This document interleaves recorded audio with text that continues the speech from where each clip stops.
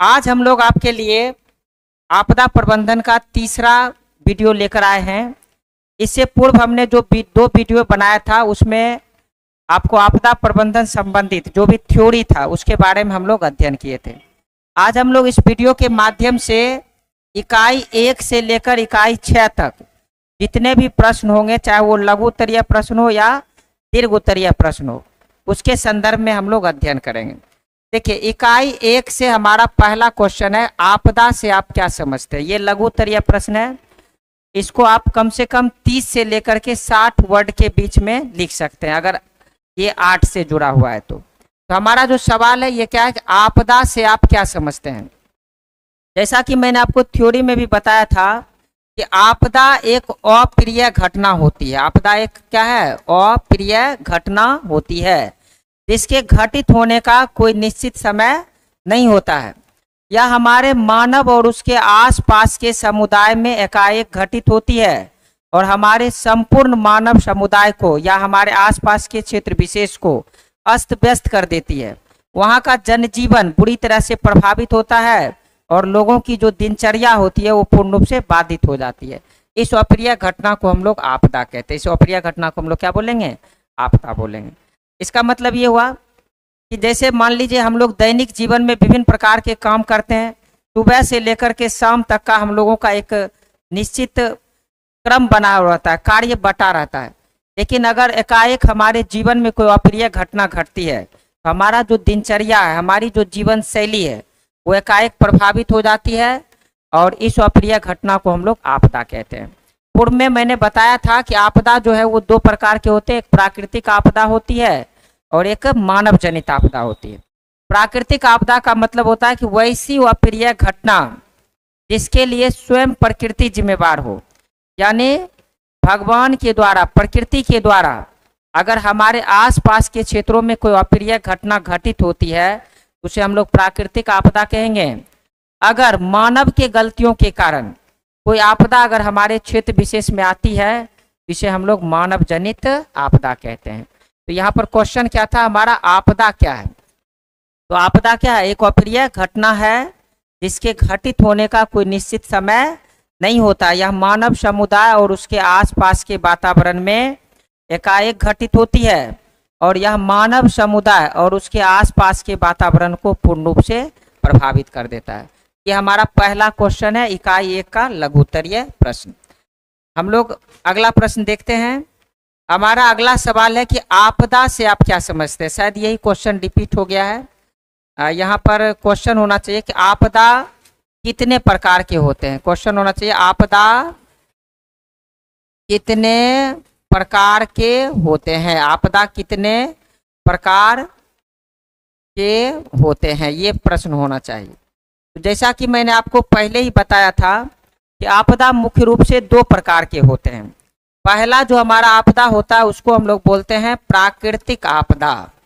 पहला जो आपदा है वो हमारा होता है प्राकृतिक आपदा और हमारा जो दूसरा आपदा है इसको हम लोग बोलते हैं मानव जनित। मानव जनित या फिर इसको मानव निर्मित आपदा भी कह सकते हैं, समझे। मानव जनित या मानव निर्मित आपदा कहते हैं। तो यहाँ पर क्वेश्चन है कि आपदा कितने प्रकार के होते हैं। तो आपदा मुख्य रूप से 2 प्रकार के होते हैं, जैसा कि आप स्क्रीन पे देख रहे हैं। पहला प्राकृतिक आपदा और दूसरा मानव जनित आपदा। प्राकृतिक आपदा का मतलब होता है वैसी अप्रिय घटना जिसके लिए स्वयं प्रकृति जिम्मेवार हो, यानी इसमें मानव की कोई गलतियां ना हो। प्रकृति में असंतुलन की स्थिति या असमंजस की स्थितियां उत्पन्न होने के कारण यह हमारे आसपास के क्षेत्रों में घटित होती है और हमारे जीवन को, हमारे समुदाय को और उस समुदाय में रहने वाले विभिन्न प्रकार के जीवों की जीवन शैली को प्रभावित करता हो, तो उसे हम लोग प्राकृतिक आपदा कहते हैं। जैसे मान लो किसी भी क्षेत्र विशेष में अगर एकाएक भूकंप आ जाए, वहाँ का जनजीवन अस्त व्यस्त हो जाएगा, जिसे हम लोग प्राकृतिक आपदा कहेंगे। किसी क्षेत्र में बादल फट जाए, सुनामी आ जाए और इनके कारण भी अगर लोगों की दिनचर्या में, लोगों का जो जीवन है अगर वो अस्त व्यस्त होता है तो इस अप्रिय घटना को हम लोग प्राकृतिक आपदा कहेंगे। वहीं अगर हम बात करें मानव जनित आपदा की, तो मानव जनित आपदा एक वैसी अप्रिय घटना होती है जिसके लिए स्वयं मानव जिम्मेवार होते हैं। मानव की गलतियों के कारण हमारे आसपास के क्षेत्रों में इस प्रकार की अप्रिय घटनाएं घटित होती है, जिसे हम लोग मानव जनित आपदा के नाम से जानते हैं। जैसे अगर हमें किसी एयरपोर्ट से प्लेन उड़ानी है, तो प्लेन उड़ाने से पहले हमें इंजन को अच्छी तरह से जांच कर लेना होता है, और विभिन्न प्रकार के जो टेक्निकल टीम होते हैं उस पूरे विमान का क्या करते हैं, सर्वेक्षण करते हैं, और उसके बाद जो है प्लेन को हवा में उड़ाई जाती है। अगर जो टेक्निकल टीम है उससे कोई गलतियां हो और सही से वो पूरे प्लेन का निरीक्षण ना करे और प्लेन हवा में जाने के बाद क्रैश कर जाए, तो वहां पर बहुत सारे लोग मारे जाएंगे। ये भी एक प्रकार की अप्रिय घटना होगी, और इस अप्रिय घटना को हम लोग क्या बोलेंगे, मानव जनित आपदा बोलेंगे, क्योंकि इसके लिए कौन जिम्मेवार है, मानव जिम्मेवार है। तो ये हमारा दूसरा सवाल था। देखिए तीसरा सवाल है, लघु उत्तरीय प्रश्न है कि आपदा प्रबंधन की आवश्यकता क्यों पड़ती है। मैंने आपको कई बार बताया है कि आपदा क्या है, एक अप्रिय घटना होती है। आपदा क्या है, एक अप्रिय घटना है। अगर यह हमारे आसपास के समुदाय में घटित होती है तो निश्चित रूप से यहाँ इस आपदा के कारण बहुत सारे लोग प्रभावित होते हैं, और इसके कारण बहुत सारे लोगों का परिवार उनसे बिछड़ जाता है, और हमारी अर्थव्यवस्था को नुकसान पहुंचती है, और साथ ही साथ मानव समुदाय जो है या मानव सभ्यता अपने विकास के इतिहास से कई समय पीछे चले जाते हैं। अतः इन सभी समस्याओं से बचने के लिए सरकार के द्वारा और समाज के द्वारा, इसमें दोनों की भूमिका होनी चाहिए, सरकार के द्वारा और किसके द्वारा, समाज के द्वारा आपदा से बचने के लिए आपदा आने से पूर्व तैयारी की जाती है, जिसे हम लोग आपदा प्रबंधन कहते हैं। देखो आसान भाषा में क्या हुआ कि आपदा एक अप्रिय घटना है। अगर यह घटित होगा तो निश्चित रूप से इससे हमारा समुदाय प्रभावित होगा, हमारी मानव सभ्यता प्रभावित होगी, सरकार की अर्थव्यवस्था जो है वो प्रभावित होगी। अतः सरकार इस प्रकार के अप्रिय घटना से बचने के लिए इसके आने से पहले ही इसके लिए व्यवस्था करके रखती है।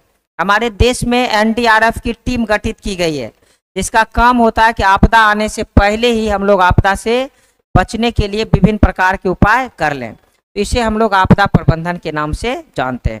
यहाँ पर क्वेश्चन क्या है कि इसकी आवश्यकता क्यों पड़ती है। आपदा प्रबंधन की आवश्यकता इसलिए पड़ती है ताकि आपदा के समय में लोगों को होने वाला जो नुकसान है उसको कम किया जा सके, और अधिक से अधिक संख्या में जान माल की नुकसान को रोका जा सके। मैंने आपको पहले भी बताया था कि आपदा जो है उसको रोका नहीं जा सकता 100%, बस आपदा के प्रभाव को कम किया जा सकता है। मान लीजिए कि पृथ्वी पर समय समय पर भूकंप आएगा ही, पृथ्वी पर समय समय पर सुनामी आएगा ही, पृथ्वी पर समय समय पर बाढ़ भी आएगी, और विभिन्न प्रकार की जो मानव जनित आपदा है वो भी पृथ्वी पर होते रहेगी। लेकिन जो आपदा प्रबंधन के टीम होते हैं उनका काम होता है कि अगर आपदा आए ना तो इससे निपटने के लिए, इसके नुकसान को कम करने के लिए पहले से व्यवस्था करके रखी जाती है, ताकि आपदा के समय में जो नुकसान होगा उस नुकसान से बचा जा सके। इसीलिए हमें आपदा प्रबंधन की आवश्यकता होती है। उम्मीद करते हैं कि आप इसको अच्छी तरह से समझ गए होंगे। जैसे मान लीजिए हाल ही फिलहाल में 3 ट्रेन आपस में टकरा गई। अब तीनों ट्रेन जब आपस में टकराई तो आसपास के क्षेत्रों में आपदा प्रबंधन की टीम होगी। सबसे पहले तो वहाँ स्थानीय प्रशासन पहुंचे होंगे और अपने स्तर से लोगों को बचाने का प्रयास किया जाता है। लेकिन उसके बाद फिर से आपदा प्रबंधन की टीम वहाँ आती है, और जो भी लोग उस ट्रेन में फंसे हुए हैं और उन्हें कोशिश करके ट्रेन से बाहर निकाल करके उसके जान को बचाने का प्रयास किया जाता है। इसीलिए हम कह सकते हैं कि आपदा एक अप्रिय घटना है। जब यह घटित होगी तो निश्चित रूप से इससे मानव समुदाय और उसका आसपास का वातावरण प्रभावित होगा। अतः इससे बचने के लिए हम लोग क्या करते हैं, पहले से व्यवस्था करके रखते हैं, जिसे हम लोग आपदा प्रबंधन कहते हैं। और आपदा प्रबंधन की आवश्यकता इसलिए होती है क्योंकि आपदा के समय हमें अधिक से अधिक जान माल का नुकसान उठाना ना पड़े और अधिक से अधिक लोगों को बचाया जा सके। इसीलिए हमें आपदा प्रबंधन की आवश्यकता होती है।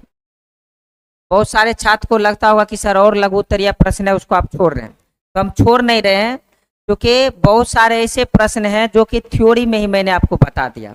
तो जो सवाल आपका थ्योरी में हो गया है उसको हमने फिर से रिपीट नहीं किए हैं। अगर मेरा पहला और दूसरा वीडियो देखते हैं, इसमें से कुछ प्रश्न और भी लघु उत्तरीय हैं, आपको वहाँ पर डील हो जाएगा। तो हम बार बार एक ही चीज़ को समझाएं वो अच्छा नहीं लगता है। आप पहला और दूसरा इसका जो पार्ट 1 और पार्ट 2 वीडियो है उसको निश्चित रूप से देखें, क्योंकि और एनसीईआरटी का बुक लेकर के मिला है, एक एक क्वेश्चन आपका डील हो जाएगा। पहला चैप्टर में और भी लघु उत्तरीय प्रश्न है, लेकिन हमने उसको स्किप किया है क्योंकि उसको मैंने इससे पहले जो है थ्योरी में बता दिया है। हमारा तीसरा वीडियो है, इससे पहले हमारा जो पहला और दूसरा वीडियो है उसको निश्चित रूप से क्या करना है, देखना है। और आपको अगर एक तरफ से वीडियो देख रहा है तो यूट्यूब पे जाएं और वहाँ पर प्ले लिस्ट में चले जाएं, वहाँ आपको डे 1, डे 2 और डे 3 करके आपको वीडियो मिल सकता है। चलिए हमारा पहला जो चैप्टर है उसका हम लोग शुरू करते हैं, दीर्घ उत्तरीय प्रश्न। देखिए दीर्घ उत्तरीय प्रश्न, आप मान लीजिए साइंस में इसको लिखने के लिए अलग प्रक्रिया होती है, लेकिन जब आर्ट में आप इसको लिखते हैं तो इसको लिखने के लिए एक अलग प्रक्रिया होती है। तो मैक्सिमम माना जाता है कि अगर आपको दीर्घ उत्तरीय प्रश्न रहे और इसके लिए आपको कम से कम जो है ना 90 वर्ड में इसको लिखना है, कम से कम इसको 90 वर्ड में लिखना है और सुंदर अक्षर में लिखना है। अगर थोड़ा सा कम या ज़्यादा भी वर्ड हुआ तो इससे कोई लेना देना नहीं है, लेकिन जो दीर्घ उत्तरीय प्रश्न है इसको आपको लिखने के लिए कम से कम 90 वर्ड की आवश्यकता पड़ती है। देखिए क्वेश्चन है कि प्राकृतिक आपदा एवं मानव जनित आपदा में अंतर और उदाहरण भी प्रस्तुत कीजिए। यानी इसका मतलब है कि प्राकृतिक आपदा क्या है और मानव जनित आपदा क्या है, इसको तो परिभाषित करना ही है, साथ ही साथ दोनों का उदाहरण बताना है। तो उम्मीद करते हैं कि पहले भी मैंने इसको कई बार चर्चा किया है, फिर से एक बार समझ लीजिए। प्राकृतिक आपदा का मतलब होता है वैसी अप्रिय घटना जिसके लिए स्वयं प्रकृति जिम्मेवार हो, वैसी अप्रिय घटना जिसके लिए स्वयं प्रकृति जिम्मेवार हो। यानी हमारे प्रकृति में जब असंतुलन की स्थिति उत्पन्न होती है जिसके कारण इस प्रकार की आपदाएं आती है और हमारे संपूर्ण मानव जीवन को या हमारे आसपास के क्षेत्रों को प्रभावित करती है, इसे हम लोग प्राकृतिक आपदा कहते हैं। इसके अंतर्गत चूंकि एग्जाम्पल पूछ रहा है तो क्या क्या आएगा, भूकंप, सुनामी, इसके अंतर्गत भूकंप, सुनामी, बादल का फटना, हिमस्खलन, भूस्खलन जैसी विभिन्न प्रकार की जो आपदाएं हैं जो कि हमारे आसपास के क्षेत्रों में समय समय पर घटित होती रहती है, वो आएगा किसके अंतर्गत, प्राकृतिक आपदा के अंतर्गत। तो परिभाषा लिखना और उसका एग्जाम्पल देना है। दूसरा है कि मानव जनित आपदा क्या है। मानव जनित आपदा क्या है, देखिए मानव जनित आपदा का मतलब होता है कि वैसी अप्रिय घटना जिसके लिए कहीं ना कहीं मानव जिम्मेवार हो। तो इस प्रकार की अप्रिय घटना को हम लोग मानव जनित आपदा के नाम से जानते हैं। मैंने आपको पूर्व में भी बताया कि अगर लोग अपनी गलतियों के कारण बड़ी सी बड़ी घटनाओं को कर देते हैं, जैसे मान लो कि कुछ वर्ग के ऐसे लोग होते हैं जिन पर अगर नकारात्मक सोच के व्यक्ति होते हैं, अगर उन्हें मोटिवेट किया जाता है तो बड़े से बड़े वो आतंकवादी घटना भी किसी क्षेत्र विशेष में कर देते हैं। पिछले कुछ वर्षों से आप देखते होंगे कि पाकिस्तान में प्रायोजित कार्यक्रम के अंतर्गत आतंकवादियों को ट्रेनिंग दी जाती है, उन्हें जिहाद के नाम पर भारत में भेज करके बड़े बड़े आतंकवादी हमलों को करवाया जाता है। तो उसमें क्या है कि अगर कहीं पर बम विस्फोट हो जाए, कहीं पर प्लेन को क्रैश करके उसे हवा में ब्लास्ट कर दिया जाए, तो ये भी एक प्रकार का क्या है, मानव जनित आपदा है। और इसके लिए कौन जिम्मेवार है, मानव जिम्मेवार है। तो यानी सीधे शब्दों में अगर बात करें तो वैसी अप्रिय घटना जिसके लिए प्रत्यक्ष या अप्रत्यक्ष रूप से स्वयं मानव जिम्मेवार हो। अर्थात मानव की गलतियों के कारण उत्पन्न होने वाली आपदा को हम लोग मानव जनित आपदा के नाम से जानते हैं। अगर इसके एग्जाम्पल की बात करें तो इसका एग्जाम्पल हो जाएगा ट्रेन दुर्घटना। ट्रेन दुर्घटना, हाल फिलहाल में आपने देखा होगा कि 3 ट्रेन आपस में टकरा गई, बहुत सारे लोग मारे गए। ट्रेन दुर्घटना ये मानव जनित आपदा के उदाहरण होंगे। बम विस्फोट, बम विस्फोट, आतंकवादी घटना, आतंकवादी घटना, प्लेन क्रैश, ये सभी के सभी क्या हो जाएंगे? मानव जनित आपदा हो जाएंगे। ये सभी के सभी क्या हो जाएंगे? मानव जनित आपदा हो जाएंगे। तो चलिए एक बार फिर से इसको हम लोग समझते हैं कि हमारा पहला जो दीर्घ उत्तरीय प्रश्न था वो था कि प्राकृतिक आपदा एवं मानव जनित आपदा में अंतर बताना है और दोनों का उदाहरण लिखना है। तो सीधे शब्दों में बोले तो प्राकृतिक आपदा का मतलब होता है वैसी अप्रिय घटना जिसके लिए स्वयं प्रकृति जिम्मेवार हो और वैसी अप्रिय घटना जिसके लिए स्वयं मानव जिम्मेवार हो। तो जिसके लिए प्रकृति जिम्मेवार होगा उसे प्राकृतिक आपदा और जिसके लिए मानव जिम्मेवार होगा उसे मानव जनित आपदा। प्राकृतिक आपदा के अंतर्गत भूकंप, सुनामी, बादल का फटना इत्यादि आएगा और मानव जनित आपदा के अंतर्गत ट्रेन दुर्घटना, बम विस्फोट, आतंकवादी घटना, प्लेन क्रैश, ये सभी इसमें आएंगे। और ये हमारा जो पहला दीर्घोत्तरीय प्रश्न था वो इस तरह से कंप्लीट होता है। देखिए हमारा जो दूसरा सवाल है वो है आपदा प्रबंधन की संकल्पना को स्पष्ट करते हुए आपदा प्रबंधन की आवश्यकता, आपदा प्रबंधन की संकल्पना को स्पष्ट करते हुए आपदा प्रबंधन की आवश्यकता के बारे में बताना। आपदा प्रबंधन की आवश्यकताओं के बारे में बताना। यहाँ पर थोड़ा सा क्वेश्चन जो है ना रिपीट हो गया। आपदा प्रबंधन की संकल्पना को स्पष्ट करते हुए आपदा प्रबंधन की आवश्यकता को व्याख्या करें, यानी आवश्यकता को बतावे, ये क्वेश्चन होना चाहिए। आवश्यकता को बतावे, या फिर इसमें थोड़ा सा क्वेश्चन और एडिट किया जा सकता है। तो सीधे समझिए, कहता आपदा प्रबंधन की संकल्पना को स्पष्ट करते हुए, इसका मतलब है कि आपदा क्या है और आपदा से बचने के लिए हमें आपदा प्रबंधन की क्यों आवश्यकता होती है, इसकी संकल्पना को स्पष्ट करना है और इसके लिए क्या क्या अनिवार्य हैं उसके बारे में हम लोगों को बताना है। तो जैसा कि मैंने आपको थ्योरी में भी बताया था कि आपदा एक अप्रिय घटना होती है जिसके घटित होने का कोई निश्चित समय नहीं होता है, और लेकिन जब भी यह हमारे आसपास के समुदाय में, हमारे आसपास के क्षेत्रों में घटित होती है तो इससे अपार धन और जन का नुकसान होता है। अतः आपदा से बचने के लिए हम लोग आपदा आने से पहले ही इसके लिए तैयारी करके रखते हैं, जिसे हम लोग आपदा प्रबंधन के नाम से जानते हैं। रही बात इसकी आवश्यकता क्यों है या इसकी अनिवार्यता क्यों है, इसकी आवश्यकता या अनिवार्यता इसलिए है ताकि अगर आपदा से पहले हम लोग अगर आपदा से बचने के लिए तैयारी नहीं करके रखेंगे तो आपदा के समय हमें काफ़ी अधिक नुकसान का सामना करना पड़ेगा और इससे हमारे मानव को तो क्षति होगी ही, साथ ही साथ धन और जन का नुकसान होने के कारण इसका नकारात्मक प्रभाव देश की अर्थव्यवस्था पर भी पड़ेगा। अतः सरकार के द्वारा, समाज के द्वारा और जो एनडीआरएफ की टीम है इसके द्वारा आपदा आने से पहले ही आपदा से बचने के लिए अलग अलग प्रकार की तैयारियां की जाती है, जिसे हम लोग आपदा प्रबंधन की आवश्यकता या अनिवार्यता के नाम से जानते हैं। जैसे मान लीजिए आपने देखा होगा कि जब नदियों का जलस्तर बढ़ने लगता है तो आपके जिला मुख्यालय में एनडीआरएफ की टीम तैनात हो जाती है। अगर कहीं पर दंगा होने वाला है तो उससे पहले पुलिस जो है मार्च करना शुरू कर देता है, क्योंकि उसको पहले से इस बात का ट्रेनिंग देकर रखा जाता है कि अगर इन केस आपदा आती है तो उससे लोगों को बचाने के लिए आप लोग किस किस प्रकार के उपाय कर सकते हैं। इसी उपाय को हम लोग आपदा प्रबंधन के नाम से जानते हैं और इसकी आवश्यकता इसलिए है क्योंकि आपदा के समय में लोगों को अधिक से अधिक सुरक्षित रखा जा सके और साथ ही साथ हम लोग जो है ना इससे जो नकारात्मक परिणाम उत्पन्न होंगे उस नकारात्मक परिणाम से बच सकते हैं। तो ये हमारा सवाल था आपदा प्रबंधन की संकल्पना। चलिए हम लोग का जो तीसरा सवाल है, अब चूंकि इकाई 1 खत्म हो गया, इकाई 2 हम लोग अध्ययन करेंगे।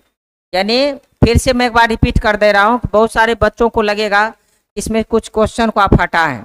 कुछ क्वेश्चन को हमने हटाया नहीं है, क्योंकि थ्योरी में जब एक बार लिखा दिए या फिर उसको समझा दिए तो दोबारा फिर से उसको हम लोग प्रश्न से स्किप कर दिए। क्योंकि यहाँ पर जो पीपीटी बना हुआ है वो बच्चों के कॉपी से ही क्वेश्चन लिया गया है। तो जब हम क्लास में इसको पढ़ाए होंगे, आपको याद भी होगा कि जो प्रश्न थ्योरी में कंप्लीट हो गया था उसका एनसीईआरटी क्वेश्चन आप स्वयं से बनाते हैं। तो बहुत सारे बच्चे क्या करते हैं कि दोबारा उसको फिर से एनसीईआरटी में नहीं लिखते, उसका क्वेश्चन आंसर नहीं करते, क्योंकि एक बार वो थ्योरी में हो गया रहता है। इसीलिए क्वेश्चन थोड़ा कुछ स्किप रहता है। इसीलिए हमारा यह स्टार्ट हो जाएगा इकाई 2, और इस चैप्टर का नाम है प्राकृतिक आपदा एवं प्रबंधन। और इसमें कौन कौन से टॉपिक आएंगे? तो टॉपिक आएंगे बाढ़ और सुखाड़, बाढ़ और सुखाड़। तो सबसे पहले हम लोग हेडिंग को भी समझ लेते हैं कि आखिर इसका हेडिंग का मतलब क्या होता है। ये जो हमारा इसका अध्याय का शीर्षक है, इसका मतलब क्या है? देखिए, प्राकृतिक आपदा का मतलब तो आप समझ ही गए होंगे कि वैसी अप्रिय घटना जिसके लिए स्वयं प्रकृति जिम्मेवार हो, उसे हम लोग प्राकृतिक आपदा कहते हैं। प्रबंधन का मतलब होता है कि आपदा अप्रिय घटना है, अगर यह घटित होगा तो हमारे आसपास के क्षेत्रों को काफी अधिक नुकसान होगा, अतः इससे बचने के लिए जो व्यवस्था की जाती है उसे हम लोग प्रबंधन कहते हैं। अब इसके बाद इस चैप्टर में किसको पढ़ना है? तो बाढ़ को पढ़ना है और सुखाड़ को पढ़ना है। तो बाढ़ का मतलब आप समझते हैं कि जब नदियों का जलस्तर अपने वास्तविक स्थान से ऊपर चला जाता है तो नदियों का जो जल का दबाव है ना, वो सीधे बांध पर पड़ती है, और जब बांध नदियों के जल का दबाव सह नहीं पाती है तो उस स्थिति में बांध अचानक टूट जाती है, और नदियों का जो समस्त जल है वह तीव्र गति से आपके आसपास के क्षेत्रों में प्रवेश करता है और वहां पर भयंकर तबाही मचाती है। इस अप्रिय घटना को हम लोग क्या बोलते हैं? बाढ़ बोलते हैं। मैंने आपको इसमें यह भी बताया था कि हमारे पूरे भारत में बाढ़ आने के मुख्य रूप से 3 कारण होते हैं। पहला कारण होता है बांध का टूटना, यानी अगर कभी कभी नदियों में जलस्तर काफी अधिक हो गया, नदियों का बांध टूट गया, तो नदी का पानी हमारे आसपास के क्षेत्रों में आएगा और वहां पर तबाही मचाएगी। तो ये एक कारण है नदियों का टूटना, बांध का टूटना। दूसरा कारण है कि कभी कभी एक ही क्षेत्र विशेष में क्या होता है, मानसून जो है वो काफी अधिक मात्रा में आ जाती है, और जब उस क्षेत्र विशेष में मानसून काफी अधिक मात्रा में आ जाती है तो इसके कारण क्या होता है कि उस क्षेत्र विशेष में लगातार कई दिनों तक वर्षा होती रहती है, और इस वर्षा होने के कारण वह पूरा का पूरा जो क्षेत्र है ना, वो जलमग्न हो जाता है और वहां के लोगों का जनजीवन अस्त व्यस्त हो जाता है। तो इस अप्रिय घटना को भी बाढ़ कहते हैं, और इसके आने का जो सबसे प्रमुख कारण होता है वो होता है अत्यधिक बारिश का होना। और तीसरा कारण जो बाढ़ आने का होता है वो होता है बादल का फटना। कभी कभी प्राकृतिक में असमंजस की स्थितियां उत्पन्न हो जाती है, जिसके कारण बादल के कई झुंड एक ही स्थान पर काफी तीव्र गति से बरसना शुरू कर देता है, और वहां पर लगभग जो है ना 2 सेंटीमीटर मोटी बारिश जो है एक ही स्थान से होना शुरू हो जाती है। जैसे सामान्य बारिश में एक बूंद गिरता है, और अगर बादल फट जाए तो इस बूंद के स्थान पर 2 सेंटीमीटर मोटी बारिश की बूंदे या मोटी बारिश की धारा एक ही स्थान पर गिरना शुरू हो जाता है। अगर बादल फटने के कारण 10 से 15 मिनट अगर किसी क्षेत्र में बारिश हो जाए तो समझ जाइए कि वहाँ का पूरा जो एरिया है वो जलमग्न हो जाएगा। सड़क पर जो है ना नाव चलने जैसी स्थितियां उत्पन्न हो जाएगी, बहुत सारे लोगों के घरों में पानी का जमावड़ा लग जाएगा, जिसके कारण लोगों का जनजीवन अस्त व्यस्त हो जाएगा। इस अप्रिय घटना को भी हम क्या बोल सकते हैं? बाढ़ बोल सकते हैं। और इसके आने का जो सबसे प्रमुख कारण होता है वो होता है बादल का फटना। तो हम लोग इसमें समझ गए बाढ़ क्या है, और साथ ही साथ बाढ़ जो है मुख्य रूप से कितने प्रकार से आते हैं। हमारा जो इसमें अगला टॉपिक पढ़ेंगे वो पढ़ेंगे सुखाड़। देखिए, सुखाड़ का मतलब होता है कि अगर किसी क्षेत्र विशेष में 125 सेंटीमीटर से वार्षिक, वार्षिक माने कि एक वर्ष में अगर 125 सेंटीमीटर से कम वर्षा अगर उस क्षेत्र में होती है तो उस क्षेत्र को हम लोग बाढ़ प्रभावित सुखाड़ प्रभावित क्षेत्र विशेष मान सकते हैं। इसका पैमाना अलग अलग क्षेत्रों में अलग अलग भी हो सकता है, लेकिन सामान्यतः सुखाड़ के लिए यही पैमाना तय किया गया है, खास करके बिहार में, कि अगर किसी क्षेत्र विशेष में एक वर्ष के दौरान 125 सेंटीमीटर से कम वर्षा होती है तो उस क्षेत्र विशेष को हम लोग सुखाड़ प्रभावित क्षेत्र विशेष कह सकते हैं। तो ये हमारा हो गया सुखाड़। और मैंने आपको बताया था कि सुखाड़ आने के और भी कई कारण हैं। मानव की गलतियों के कारण जो है दिन प्रतिदिन हमारे क्षेत्र में सुखाड़ जैसी स्थितियां बनती है।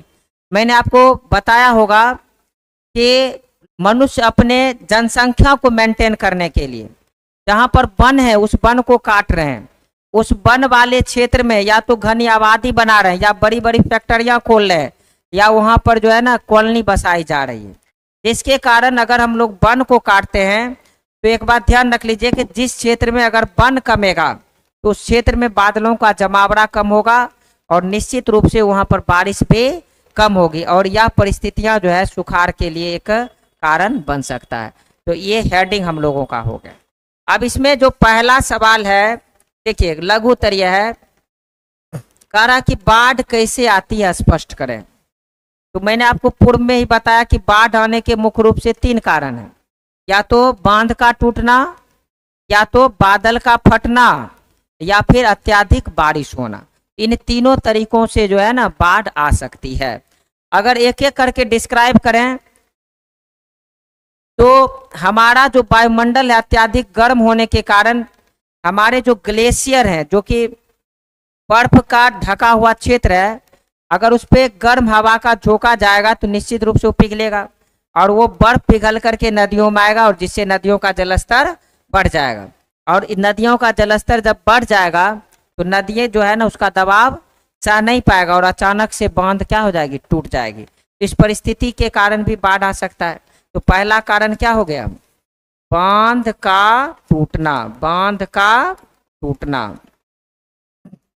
चलिए ये पहली परिस्थितियां हो गई, बांध का टूटना।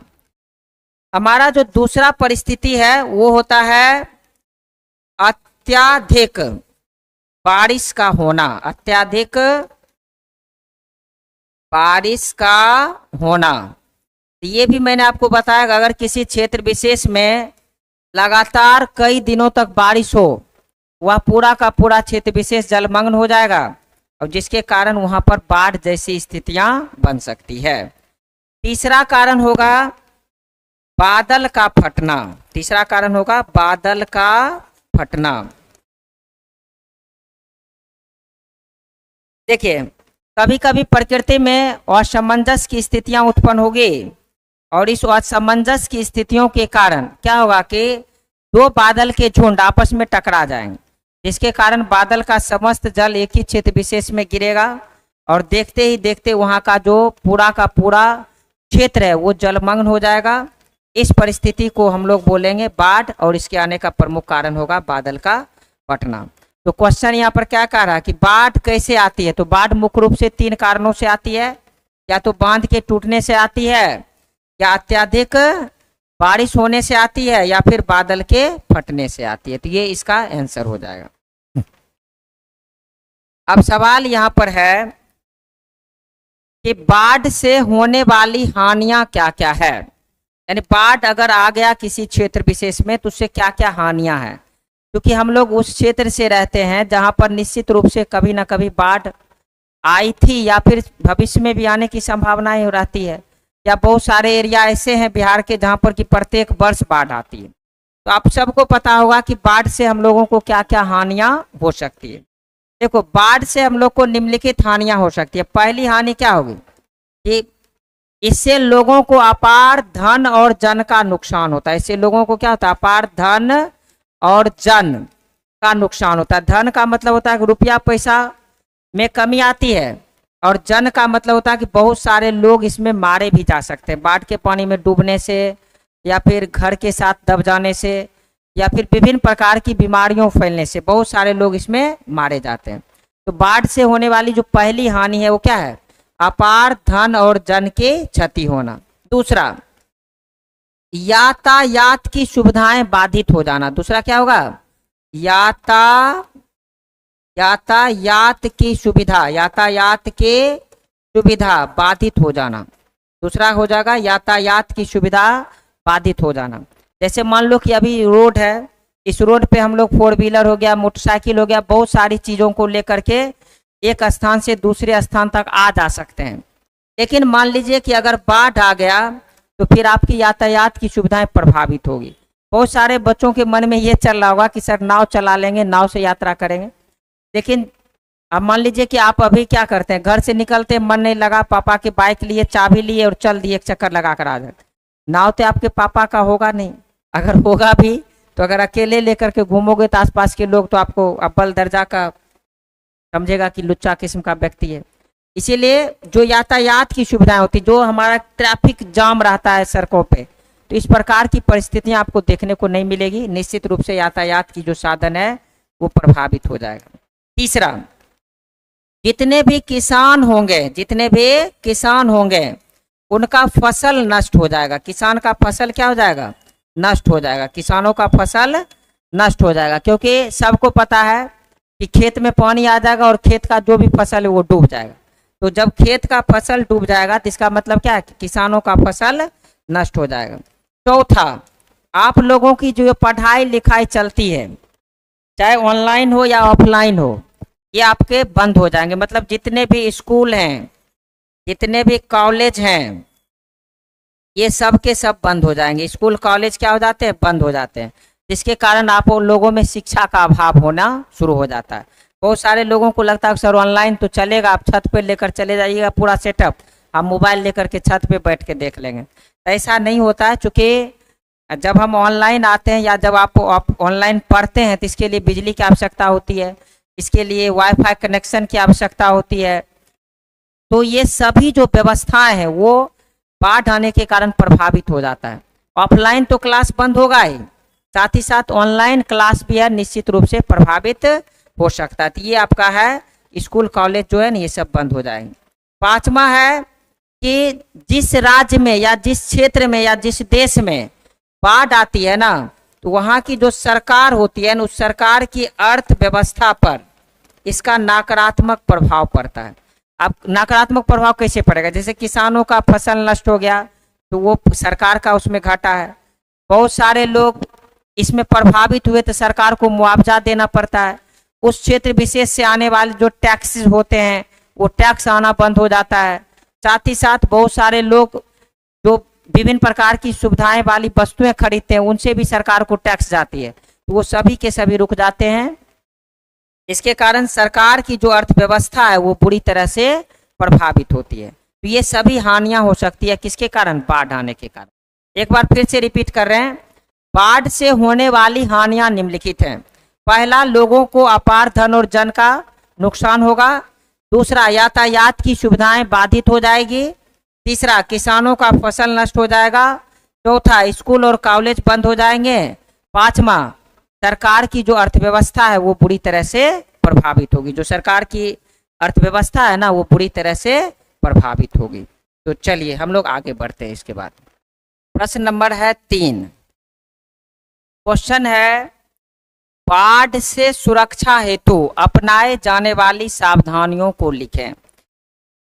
यानी बाढ़ के समय हम लोगों को क्या क्या सुरक्षा अपनानी चाहिए, इसके बारे में हम लोग को बताना। देखिए, हम सबको पता है कि अगर बाढ़ आवे तो उसके लिए सुरक्षा के लिए आप लोग क्या क्या उपाय कर सकते हैं। बाढ़ के समय सबसे पहले जो व्यक्ति बाढ़ के पानी में फंसा है, जो व्यक्ति बाढ़ के पानी में फंसा है, जो व्यक्ति बाढ़ के पानी में फंसा है, समझे, उनको वहां से तुरंत बाहर निकालना। जो व्यक्ति बाढ़ के पानी में फंसा है उसको वहां से क्या करना है? तुरंत बाहर निकालना। पहला काम क्या करना है? जो व्यक्ति बाढ़ के पानी में फंसा है उसको वहां से तुरंत बाहर निकालना है। दूसरा काम क्या करना है कि जिसको आप बाढ़ के पानी से निकाले हो ना, उसे उचित भोजन, वस्त्र और आवास उपलब्ध कराइए। उसे उचित भोजन, वस्त्र और आवास उपलब्ध कराइए। ऐसा नहीं कि उसको पानी में से निकाल करके छोड़ दिए रोड पे मरने के लिए, ऐसा नहीं करना है। कि आप जिसको बाढ़ के पानी से निकाले हो ना, उसको उचित भोजन दीजिए, वस्त्र दीजिए और आवास उपलब्ध कराइए। अगर वो अस्वस्थ चल रहा है तो उसका प्राथमिक उपचार करना है। क्या करना है? प्राथमिक उपचार करना है। और उसके बाद उस प्राथमिक उपचार के बाद उसे अच्छे इलाज की अगर आवश्यकता है, उसको क्या करना है? अस्पताल भेज देना। उसे क्या करना है? अस्पताल भेज देना है, उसको फिर से हॉस्पिटल आपको भेज देना है। तो इस बात का याद रखना है। चौथा काम करना है कि बहुत सारे व्यक्ति आपको ऐसे मिलेंगे जो कि किसी भी परिस्थिति में अपना घर छोड़ करके जाना नहीं चाहेगा।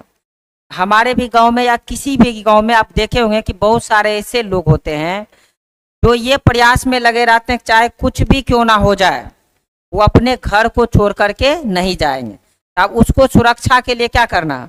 उसको नाव या बोट उपलब्ध कराइए। उसको नाव या बोट उपलब्ध कराइए ताकि वो अपने ही क्षेत्र विशेष में रह करके अपने जान की सुरक्षा कर सकता हो और अपने सामान की भी सुरक्षा कर सकता हो। तो ये सभी आप उपाय कर सकते हैं। किसके लिए? बाढ़ से सुरक्षा हेतु अपनाई जाने वाली सावधानियां। या फिर इसके और अतिरिक्त बहुत सारे हो सकते हैं। जैसे जब भी आप भोजन करें या पानी पिएं, भोजन करें या फिर पानी पिएं, तो इसमें स्वच्छता की ध्यान रखें। क्योंकि बाढ़ के समय में हमारा जो भोजन होता है या फिर हमारा जो जल होता है, उसमें बहुत सारे बैक्टीरिया के उत्पन्न होने की संभावनाएं काफ़ी अधिक बढ़ जाती है।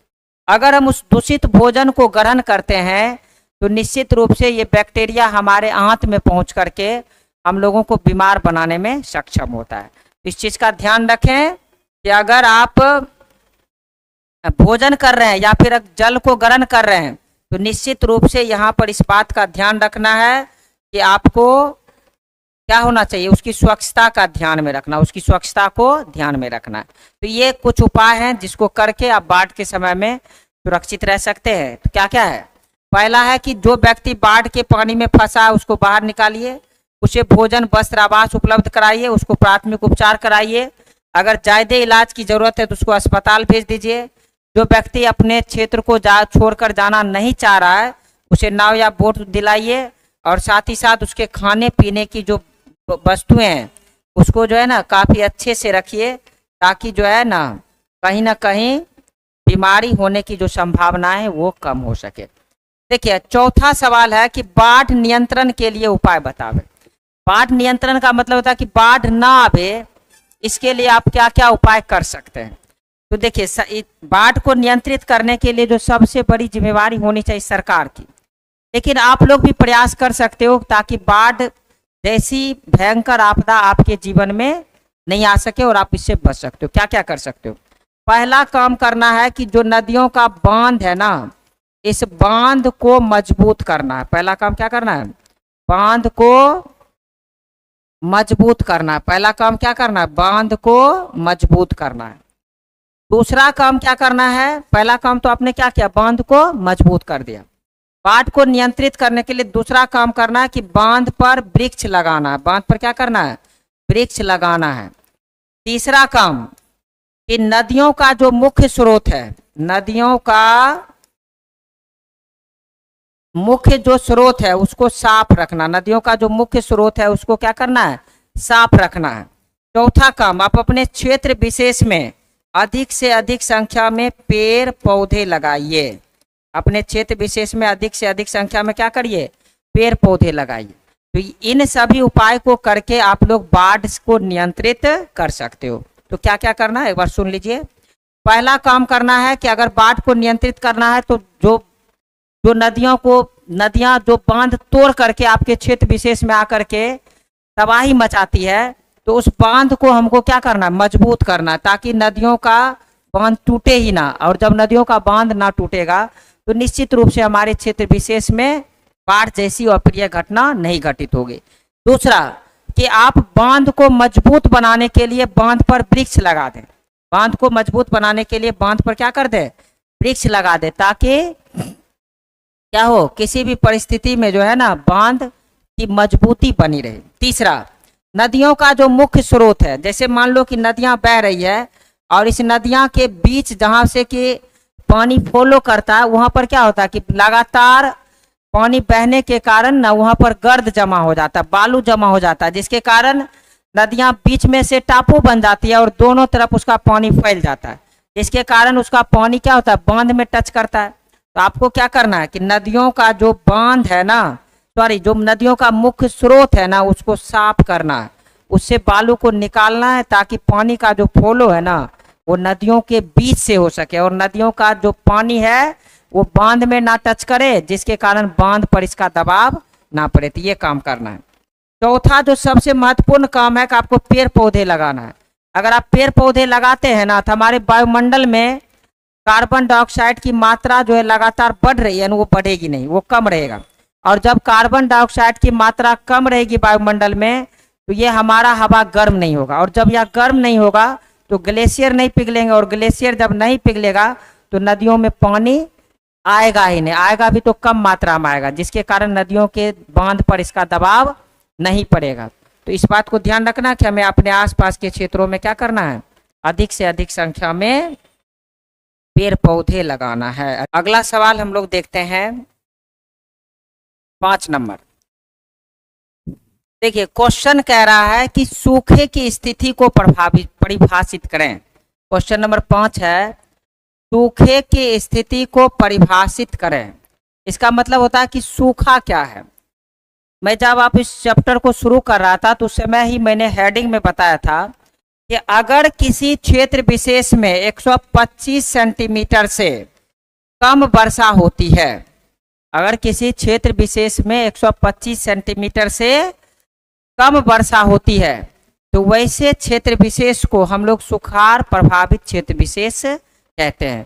तो इसी परिभाषा को यहाँ पर लिख देना कि जब किसी क्षेत्र विशेष में 125 सेंटीमीटर से कम वर्षा होती है, तो ऐसे क्षेत्र विशेष को हम लोग सुखाड़ प्रभावित क्षेत्र विशेष कहते हैं। ऐसे क्षेत्र विशेष को हम लोग क्या कहेंगे, सुखाड़ प्रभावित क्षेत्र विशेष कहेंगे। इससे क्या क्या हानियां हो सकती है? इससे हानि ये होगी कि मिट्टी में नमी की मात्रा कम हो जाएगी। इससे क्या होगा, मिट्टी में नमी की मात्रा कम हो जाएगी, और साथ ही साथ मिट्टी की जो उपजाऊ क्षमता है उसको भी ये प्रभावित करेगा। और जब मिट्टी की उपजाऊ क्षमता कमेगी तो फसल पर इसका सीधा प्रभाव पड़ेगा, और इसका सीधा असर हमारे देश की अर्थव्यवस्था पर भी पड़ सकता है। और किसान तो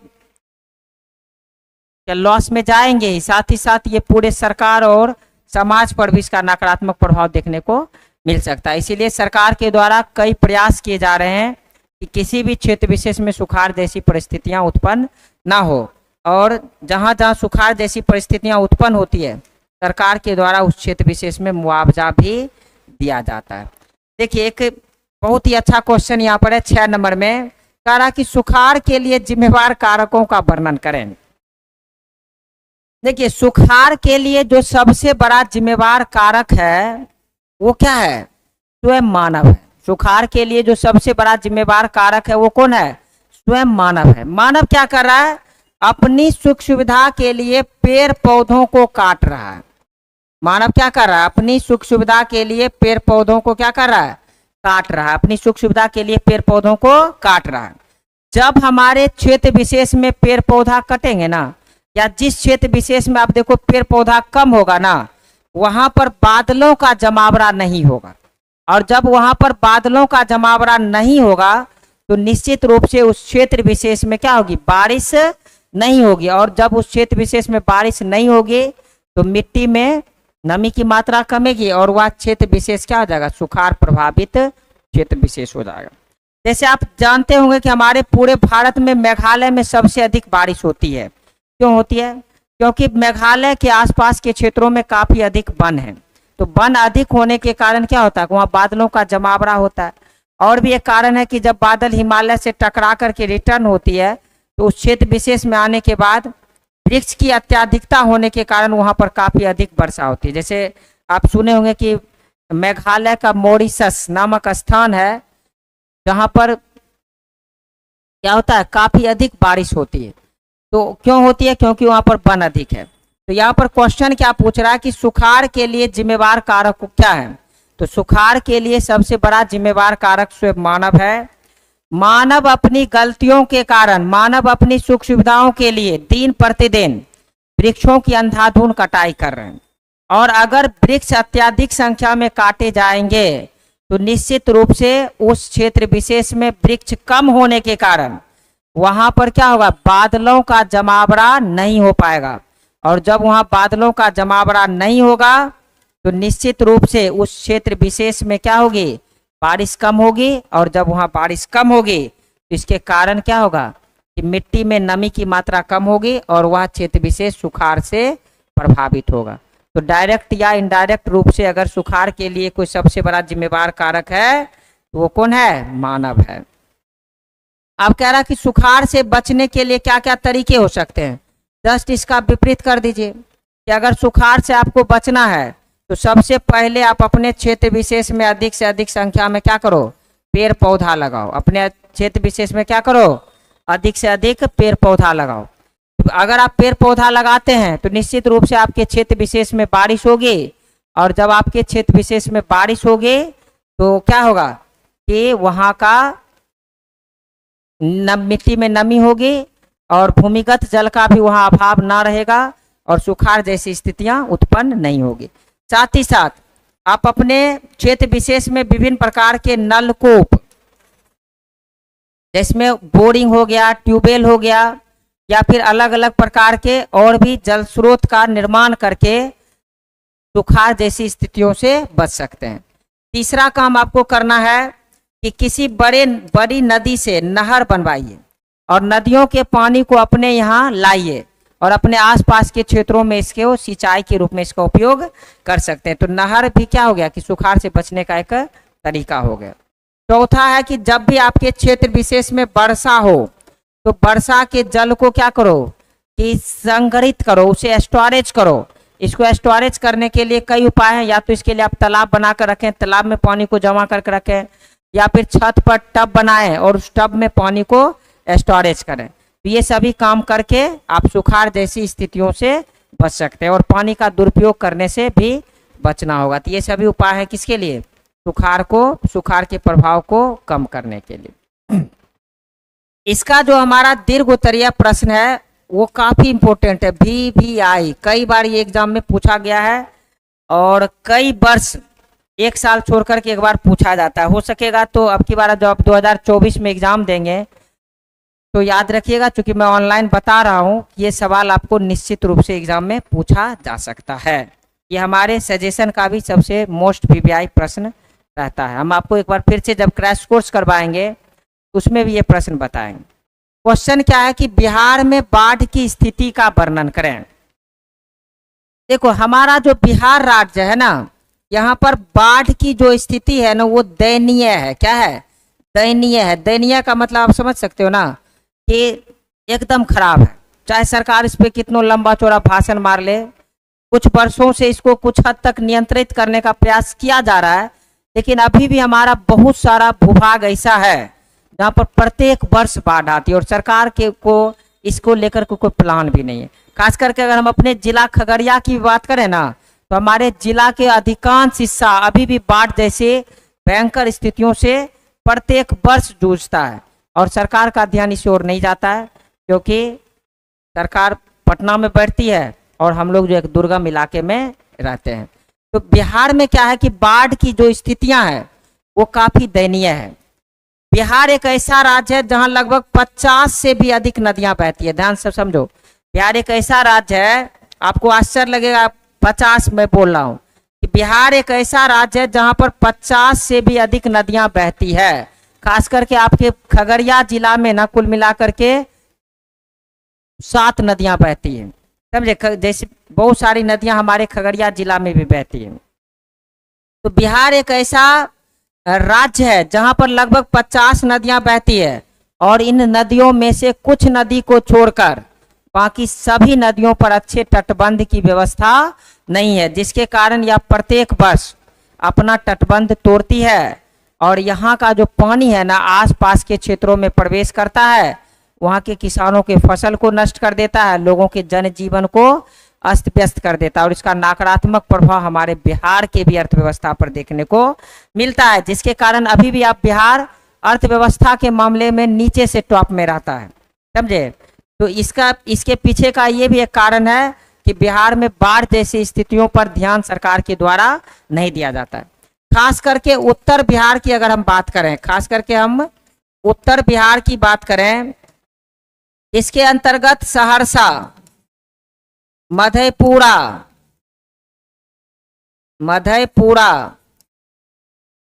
समस्तीपुर, सुपौल, दरभंगा, खगड़िया, ये सभी जिले आते हैं जिसको कि हम लोग उत्तर बिहार का क्षेत्र कह सकते हैं। यहाँ पर एक नदी बहती है जिसका नाम होता है कोसी। जिसका नाम क्या है? कोसी। इस नदी को हम लोग बिहार के शोक नदी के भी नाम से जानते हैं। बिहार का शोक का मतलब हुआ कि ये नदियां बाढ़ को उत्पन्न करने में सबसे बहुत बड़ी नदी मानी जाती है, इसलिए इसको हम लोग बिहार के शोक नदी के भी नाम से जानते हैं। यह नदियां अपना तटबंध जो है ना प्रत्येक वर्ष तोड़ती है और इस नदियों का जो जल है ना वह तीव्र गति से हमारे क्षेत्रों में आती है और यहाँ के लोगों का जनजीवन अस्त व्यस्त करता है, जिसके कारण सहरसा, मधेपुरा, दरभंगा, समस्तीपुर, खगड़िया, इन सभी क्षेत्रों के जो लोग होते हैं ना वो प्रभावित होते हैं और सरकार के द्वारा अभी भी इन क्षेत्रों पर विशेष रूप से ध्यान नहीं दिया जाता है। लेकिन इन क्षेत्रों में अगर बाढ़ आएगी तो इसका नकारात्मक प्रभाव निश्चित रूप से क्या होगा, पूरे बिहार की अर्थव्यवस्था में देखने को मिल सकता है। तो ये हमारा क्या है, बिहार में बाढ़ की स्थिति का वर्णन। अगर हम इसको शॉर्ट में बोले तो आप सीधे शब्दों में जाने कि बिहार में बाढ़ की स्थिति काफी दयनीय है। बिहार में लगभग 50 नदियां बहती है, जिसमें से कुछ नदियों को छोड़कर बाकी सभी नदियों पर अच्छे तटबंध की व्यवस्था नहीं है। प्रत्येक वर्ष इसमें से अधिकांश नदियों का तटबंध टूटता है और इसका पानी आसपास के क्षेत्रों में जाकर के वहां पर भयंकर तबाही मचाती है और वहां के किसानों का तो फसल नष्ट होता ही है, साथ ही साथ काफी अपार मात्रा में धन और जन का भी नुकसान होता है और इसका नकारात्मक प्रभाव बिहार की अर्थव्यवस्था में भी देखने को मिलता है। खास करके उत्तर बिहार में बहने वाली नदी जिसे हम लोग कोसी के नाम से जानते हैं, जो कि अपना तटबंध प्रत्येक वर्ष तोड़ती है और इससे उत्तर बिहार के कई जिला जैसे सहरसा, मधेपुरा, समस्तीपुर, दरभंगा, खगड़िया, ये सभी जिला जो है ना बुरी तरह से प्रभावित होती है और यहाँ के किसानों की फसल प्रत्येक वर्ष नष्ट होती है और सरकार सिर्फ इससे बचने के लिए मुआवजा के अतिरिक्त इन्हें कुछ और भी प्रदान नहीं करता। अतः हम कह सकते हैं कि बिहार में बाढ़ की जो स्थिति है वो काफी दयनीय है। बिहार में बाढ़ की स्थिति जो है वो क्या है, काफी दयनीय है।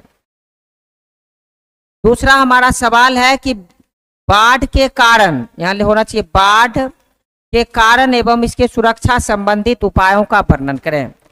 मैंने आपको पहले भी बताया कि बाढ़ आने के मुख्यतः 3 कारण है। पहला क्या होगा, बांध का टूटना। पहला क्या होगा, बांध का टूटना। दूसरा होगा अत्यधिक बारिश का होना। दूसरा हो जाएगा अत्यधिक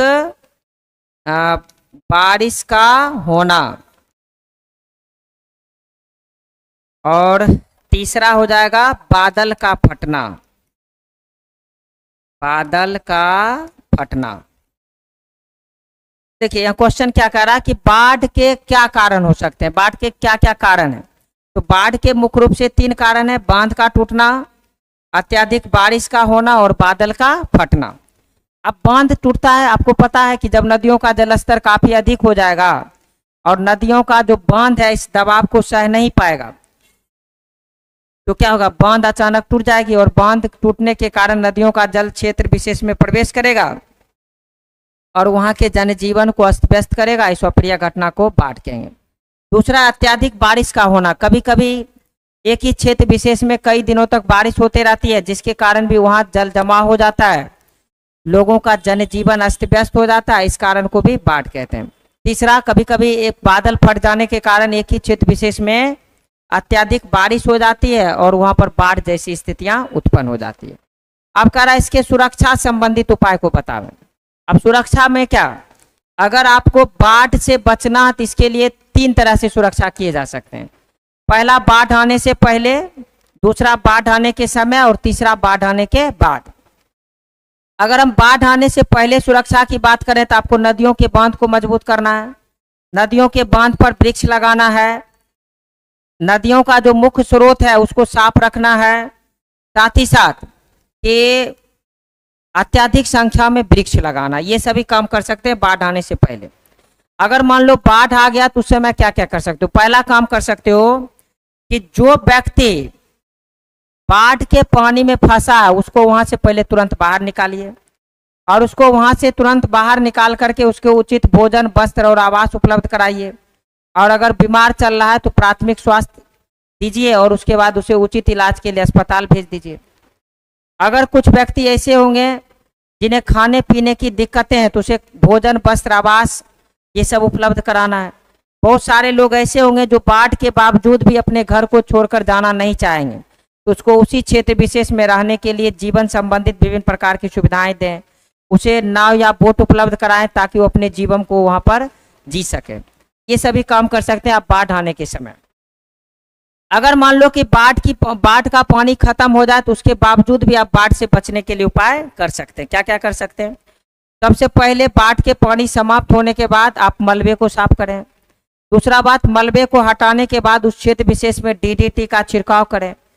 और तीसरी बात कि अगर चारों तरफ कूड़ा कटकर जमा हो गया तो उसका निष्पादन करें और क्षेत्र विशेष को स्वच्छ बनाने का प्रयास करें। इसके बाद पानी खत्म होने के बाद लोगों के बीच खाने और पीने के लिए जो भोजन होता है उसमें काफ़ी अशुद्धियाँ पाई जाती है। खास करके उस क्षेत्र विशेष का जो पानी होता है उसमें बैक्टीरिया पनप जाता है, भोजन भी दूषित हो जाते हैं। तो लोगों को खाने पीने वाली जो वस्तुएं हैं उसका विशेष रूप से ध्यान देना।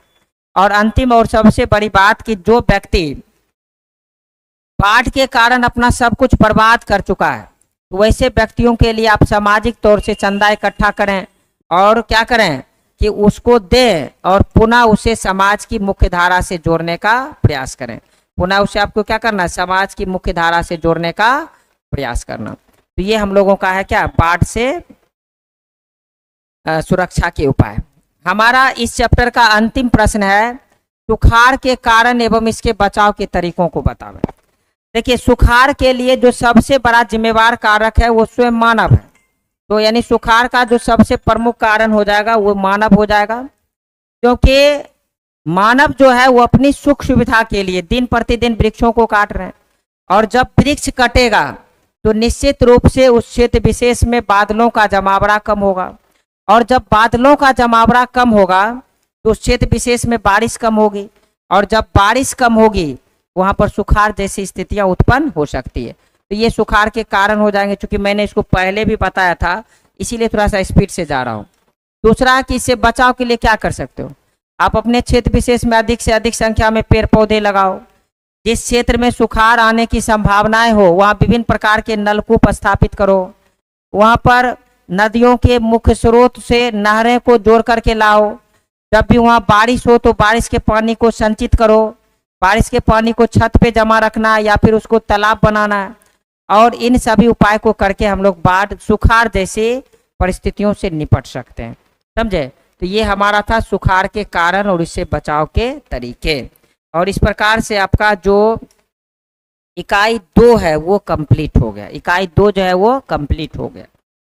देखिए, हमको लगता है कि क्वेश्चन आंसर भी जो है एक वीडियो में बनेगा ही नहीं, तो हम लोग अब इसका दूसरा पार्ट जो है वो वीडियो नंबर 3 में लेकर के आएंगे। चूँकि ये वीडियो नंबर 2 है और इससे पहले ये वीडियो नंबर 3 है। इससे पहले मैं पहला और दूसरा वीडियो भी अपलोड कर चुका हूँ जिसमें कि हमने आपदा प्रबंधन का थ्योरी बताया। उम्मीद करते हैं कि आप लोग पहला दोनों वीडियो भी देखें और साथ ही साथ फिर से ये क्वेश्चन आंसर वाला भी वीडियो देखें।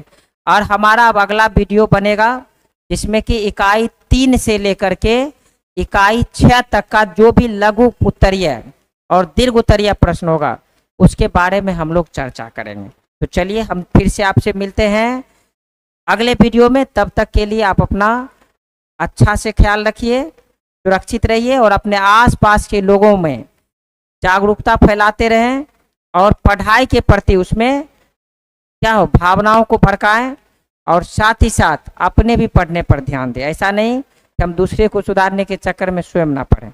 तो ठीक है, मिलते हैं फिर से आपसे अगले वीडियो में।